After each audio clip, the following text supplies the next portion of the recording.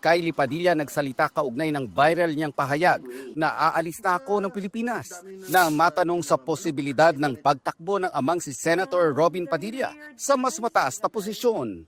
Sa social media page ng Encantadia Star, sinabi niyang huwag sanang gamitin ang kanyang statement laban sa ama dahil nasabi lang daw niya ang mga ito out of her desire to live a calm, peaceful and quiet life. Hindi raw niya intensyong insultuhin ang ama o sino man. Apoy sa dugo star Ashley Ortega, naging emosyonal sa GMA Integrated News interviews.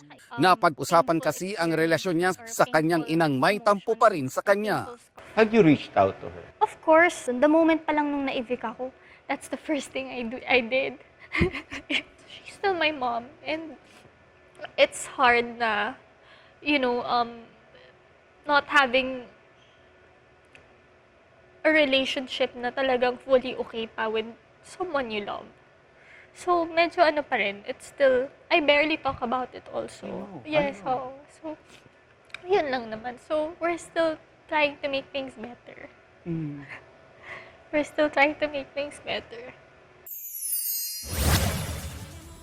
Proud moment daw para kay Dance Authority Marian Rivera ang makadiscover ng hidden dance talent ng ilang celebrities.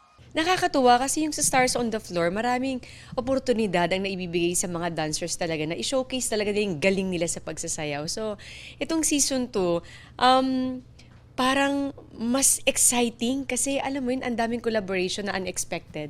Nelson Canlas nagbabalita para sa GMA Integrated News.